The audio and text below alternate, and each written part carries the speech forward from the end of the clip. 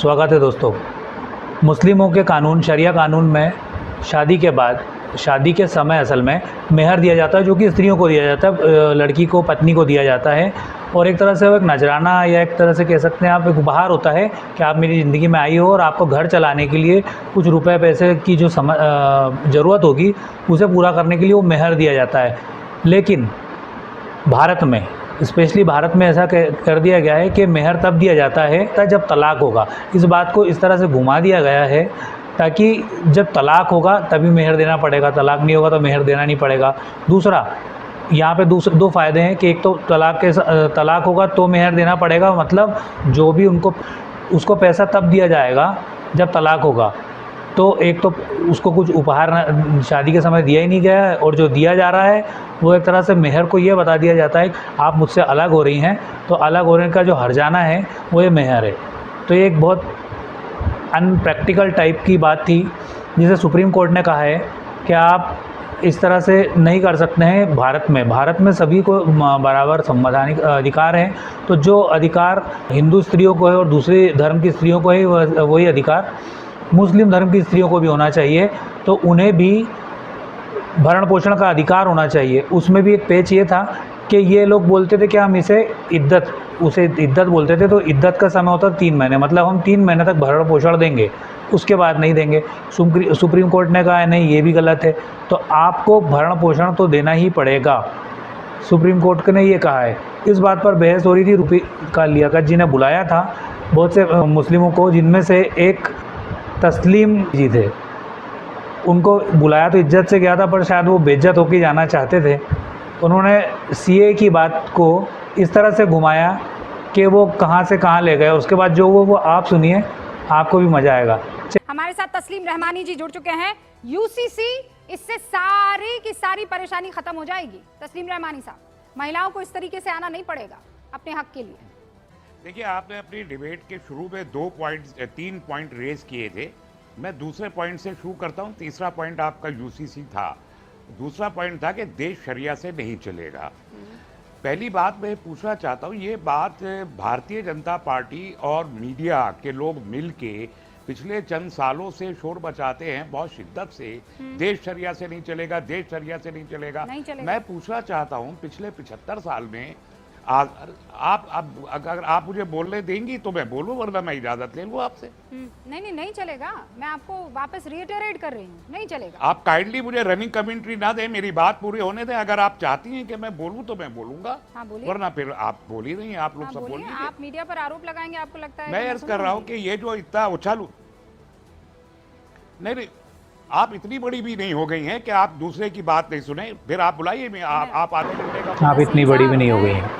बुरी हूँ ही नहीं, इतनी नहीं। आपको अभी तो मैंने 2 जुमले भी नहीं बोले हैं। अभी मैंने कोई पॉइंट ही नहीं रखा है, क्योंकि मैं बाअदब, बामुलाहिजा, होशियार मुस्लिम पर्सनल लॉ बोर्ड आ रहा है। मैं बोलूं या चला जाऊं, या आप ही को बोलना है? रूबिका जी, अगर आपको बोलना है तो मैं चला जाता हूँ। आपको अगर बोलना है तरह तो मैं चला जाता हूँ। मुझे मालूम है आपकी आवाज बहुत तेज है, लेकिन मेरी आवाज भी कम नहीं है। अरे तो अच्छा है ना, मैं तो आपको वैसे भी जानती हूँ, ऑन एयर भी। आप चाहती हैं कि मैं बोलूं या नहीं बोलूं? बोलिए, लेकिन मैंने सिर्फ एक बात कही थी आप चाहती हैं मैं बोलूं या नहीं बोलूं? आप कौन सी किस किस्म के इंक्वायरी कर रही हैं? आपने 8 पैनलिस्ट बुला रखे हैं। हाँ, आपने 8 तो पैनलिस्ट शरिया से देश नहीं चलेगा। आप खुद जा रही हैं, क्यों बुला लिया फिर लोगों को?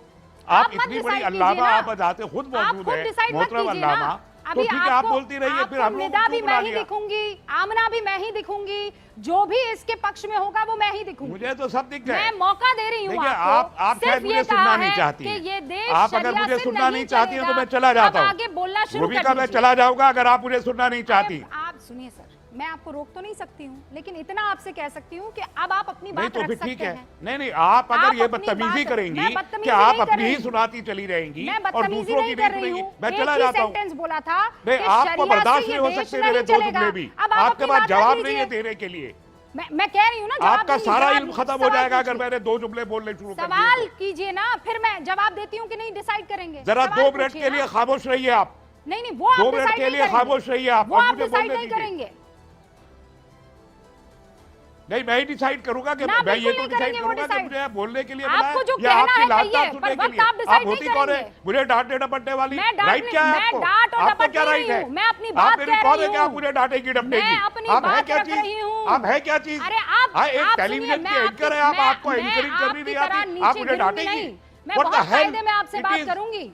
ये सारे जुमले मैं नहीं इस्तेमाल करूंगी। एक अच्छे घर से आती हूँ, मैं बहुत नहीं, कायदे ये से, आप मेरे बड़े हैं, आपको अगर मैं बहुत तमीज कायदे नहीं से है, आपसे बात करूंगी, आपको तमीज बाअदब नहीं है कि बात आपको करूंगी, अपने पैनलिस्ट को कितना मौका देंगी। लेकिन मैं एक लाइन आपके जरूर पास- कहूंगी कि ये आपके देश पास शरिया मेरी से बातों नहीं का जवाब चलेगा। नहीं है होगा, आपको आप मालूम है? बात कहिए ना, आपको कितनी बार मालूम और है? दोहराऊं कि अपनी बात आपको मालूम रखिए। है? आप अपनी पैसे बात लेकर रखिए, पर धमका आप कर नहीं पैसे मुझे। लेकर यहाँ मुसलमानों को गालियां देती क्या? हैं, क्या पैसे लेकर मुसलमानों को गालियां आप देती सुनिए, हैं, कौन से झूठ पैसे परोसती लेकर? हैं, प्रूव कीजिए, झूठ कौन से परोसती पैसे हैं। लेकर?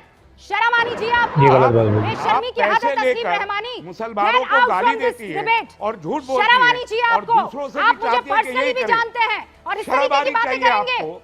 कितनी शर्म आनी नीचता भरी चाहिए। बातें कर रहे हैं आप। बताएं। मैं आपको चैलेंज करती हूँ तस्लीम रहमानी, इस डिबेट को छोड़कर जाने से पहले प्रूव करके दिखाइए किसी की एक फूटी कौड़ी ली है मैंने तो छोड़ दूंगी ये प्रोफेशन में, और अगर नहीं बहुत तो बेइज्जती आप अपना करवा ली। मुंह काला करके घूमिएगा। I give you that challenge।